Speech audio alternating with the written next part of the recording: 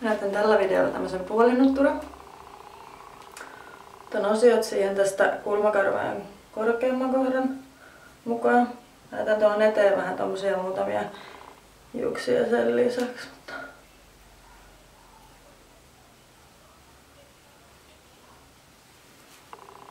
Sitten vähän tuperaan näitä sivuja. Laitan kuivasappaita pohjalla.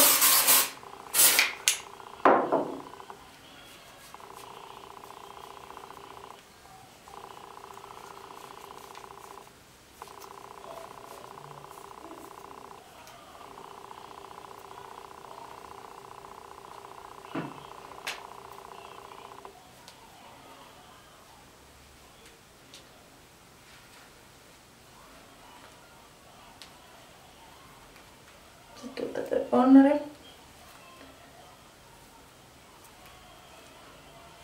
Sitä kannattaa vaan vetää tälleen edestakaisin, niin siitä tulee semmonen sopivan sekava.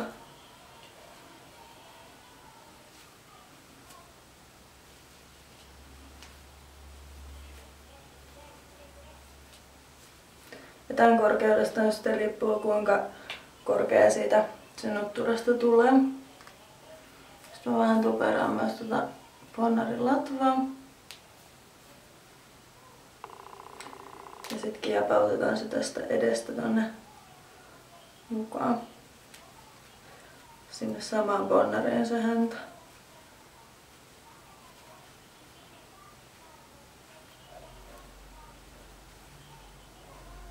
No, se tuo vähän kiinnittää pinnillä.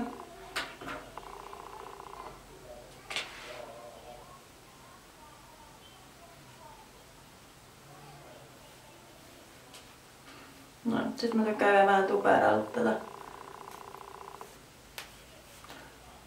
takaosaa.